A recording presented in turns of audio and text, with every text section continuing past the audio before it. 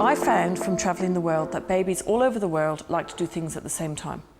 We hear that babies aren't robots and they can't do everything at the same time, but when you go to places like Mozambique and you watch the babies, they all choose to feed at the same time, they choose to go to sleep at the same time, and when you talk to the parents, you realise that the babies that are all feeding at the same time are the same age. The babies that are all going to sleep at the same time are the same age. So I developed my routines around watching what babies do, where they're demand fed in the society where they can be tied to their mum 24 hours a day, 7 days a week.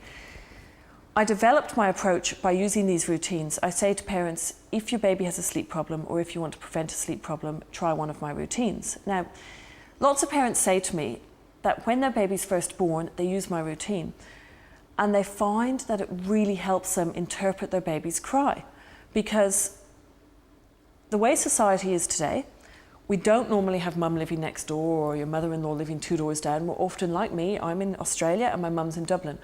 My next door neighbour is from Finland, her mum's in Finland. I have another friend on the street whose mum lives in Sydney. So we're not living in the community with our parents next to us anymore to help us. And often the first baby we hold is our own baby. As years ago, you'd help with other babies and you'd learn from other babies. So parents say the beauty of the routine is that their baby cries, they look at the routine and it says at 8:45 in the morning, it's time for your baby to have a sleep. Now, if your baby's crying at 8:30, you don't say, oh, I'm not going to put them to bed because the routine says. You say, that must be my baby's tired cry. And you wrap them up and you put them to bed.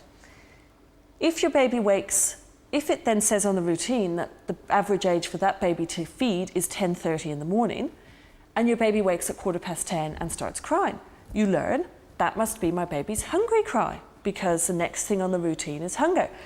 So parents say that they learn to interpret the cries by using the routines as guides. And I think that's why the book has been so successful, because people can use the routines in the book as guides and it helps them to interpret their child's cries.